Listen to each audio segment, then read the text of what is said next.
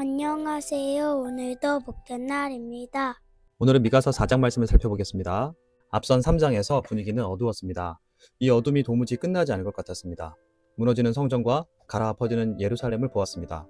하나님은 곧 멸망을 앞둔 북이스라엘 그리고 경제와 예배의 안정 가운데 있던 남유다에게 하셨던 말씀이었습니다. 그런데 미가서 4장은 마치 커튼이 열리듯 전혀 다른 장면으로 시작합니다. 하나님은 파괴된 시온의 잔해 위에서 장차 임할 영원한 하나님 나라의 영광을 보여주십니다. 미가서 4장은 절망적인 현실 너머에 있는 궁극적인 회복을 노래합니다. 심판이 끝이 아니라 회복의 시대가 있음을 선포합니다.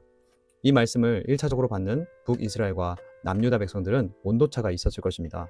왜냐하면 이제 얼마 있지 않으면 북이스라엘은 아수르에게 멸망당하기 때문입니다. 그들은 나라가 멸망한 후에 오늘 말씀을 붙들게 될 것입니다. 왜냐하면 예언의 말씀이기 때문이죠. 반면 안정적인 삶을 살지만 정의를 잃어버린 남유다 백성들은 150년이 더 지나서 멸망당하기 때문에 이 말씀이 전혀 와닿지 않는 말씀인 것이죠. 오늘 우리도 마찬가지일 수 있습니다. 누군가에게는 하나님의 경고, 진리, 능력의 말씀으로 다가오지만 누군가에게는 나와는 상관없는 말씀이라고 생각되는 것과 같습니다. 1절의 시작은 무너질 성전과 예루살렘에 대한 회복, 즉 메시아가 오신 후에 이 땅에 임하게 될 하나님의 나라를 선포합니다. 1절에서 2절입니다. 끝날에 이르러는 여호와의 전의 산이 산들의 꼭대기에 굳게 서며 작은 산들 위에 뛰어나고 민족들이 그리로 몰려갈 것이라. 곧 많은 이방 사람들이 가며 이르기를 오라 우리가 여호와의 산에 올라가서 야곱의 하나님의 전에 이르자. 그가 그의 도를 가지고 우리에게 가르치실 것이니라. 우리가 그의 길로 행하리라 하리니 이는 율법이 시온에서부터 나올 것이요 여호와의 말씀이 예루살렘에서부터 나올 것임이라. 여기서 끝날은 하나님이 계획하신 목적이 완성되는 시대입니다. 하나님의 구원 계획이 완성되는 메시아가 오는 때입니다. 그때는 무너졌던 성전이 산들의 위에 다시 높아지게 될 것입니다. 굳게 서다는 이 원어는 고정된 상태를 말합니다. 이건 건물이 아니라 하나님의 통치가 온 세상 위에 놓이게 될 것을 말씀하는 것입니다. 하나님의 통치가 임하는 곳으로 이스라엘만이 아니라 많은 이방인들이 올 것입니다. 그들은 스스로 말합니다. 오라, 우리가 여호와의 산에 올라가자. 왜죠? 그가 그의 도를 우리에게 가르치실 것이라.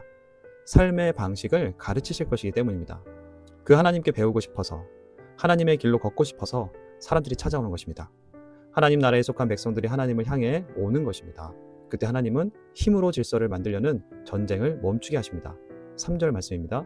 그가 많은 민족들 사이에 이를 심판하시며 먼 곳 강한 이방 사람을 판결하시리니 우리가 그 칼을 쳐서 보습을 만들고 창을 쳐서 낫을 만들 것이며 이 나라와 저 나라가 다시는 칼을 들고 서로 치지 아니하며 다시는 전쟁을 연습하지 아니하고. 이전까지의 세계의 통치는 힘이었습니다. 하지만 하나님의 통치는 힘으로가 아닌 말씀으로 이루어집니다. 그리고 하나님이 직접 열방의 분쟁을 판결하시니 더 이상 무기가 필요 없습니다. 그래서 전쟁의 도구가 농사의 도구로 바뀝니다. 칼이 보습이 되고 창이 낫이 됩니다. 싸우기 위해 들었던 손이 이제는 살리기 위해 움직입니다.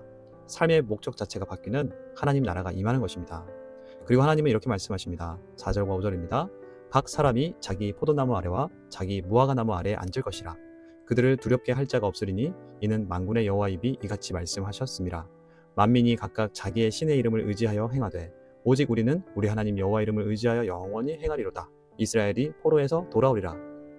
이 표현은 고대 근동에서 평안과 안정을 뜻합니다. 포도나무 아래, 무화과 나무 아래. 평범한 하루가 반복되는 장면입니다.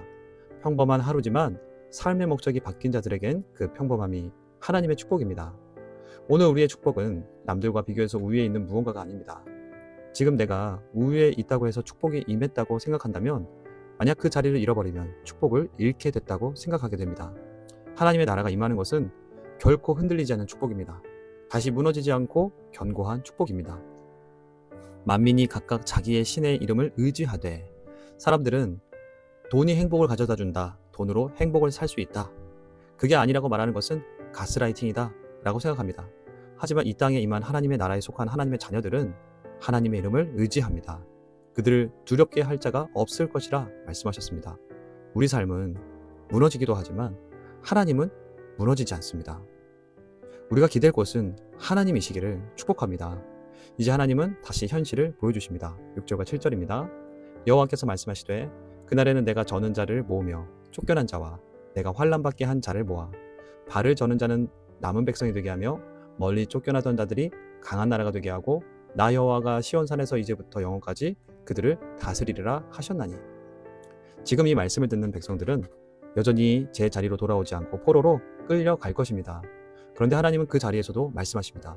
포로로 끌려간 다친 사람들, 쫓겨난 자들의 자리에서 다시 시작할 것이라는 회복의 말씀입니다. 하나님은 지금은 어둡지만 내가 다시 세울 것이다 말씀하시는 것입니다.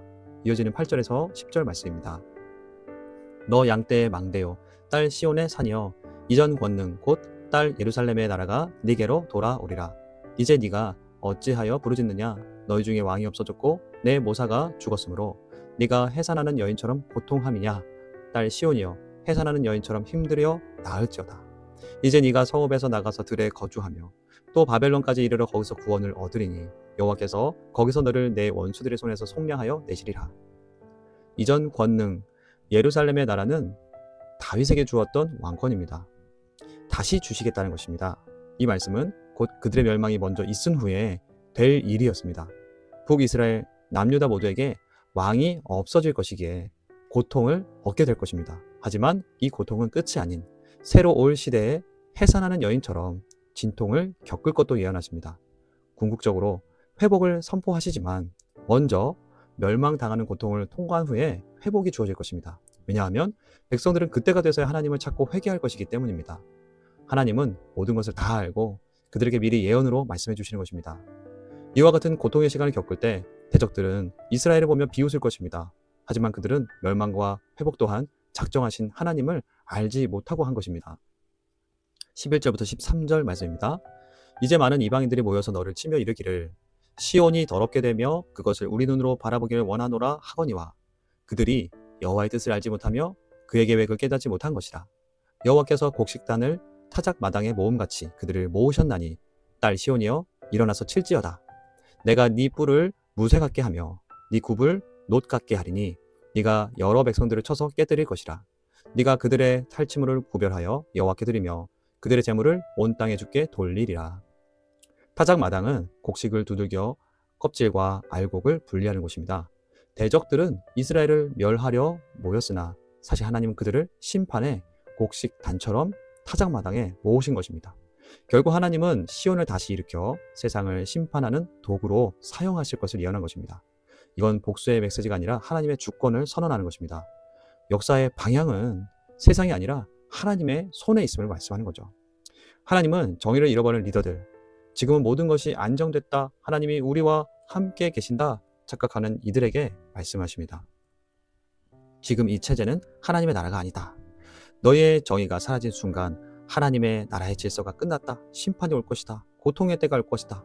하지만 내가 다시 너희를 돌아오게 할 것이다.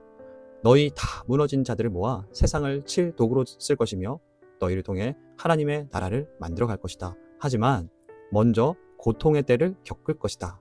그 때를 이 말씀으로 견뎌라 말씀하시는 것입니다. 오늘 우리에게도 말씀하십니다. 우리가 가진 무엇 때문에 혹은 내가 없는 무엇 때문에 하나님이 우리와 함께 계시다. 하나님은 나와 함께 하지 않는다가 아니라고 말씀하십니다. 오직 하나님의 말씀이 나를 다스릴 때 전쟁이 그치고 참된 평강이 임할 것을 말씀하십니다. 오히려 우리에게 주신 하나님의 나라의 복, 이미 임한 하나님과 함께하는 복된 삶을 더욱 풍성히 누릴 은혜를 주셨습니다. 고난 중에도 우리는 하나님을 바라보며 하나님과 함께하는 은혜 안에 거하여 주님 주시는 참된 안식으로 승리하시기를 바라고 축복합니다. 말씀을 기억하며 하나님 앞에 섭니다. 지금의 잘됨에 안주하지 않게 하시고 지금의 안됨에 무너지지 않게 하시고 하나님의 말씀을 듣는 데 집중하게 하옵소서. 하나님, 내가 지금 겪고 있는 고통과 고난이 나를 멸망시키는 것이 아닌 새로운 생명을 낳기 위한 해산의 과정임을 믿길 원합니다. 하나님이 내게 이미 나와 함께 하심으로 승리하기를 원합니다. 하나님, 오늘 나를 붙들어 주시고 지켜주시고 살려 주옵소서. 우리 이렇게 기도하며 나아가겠습니다.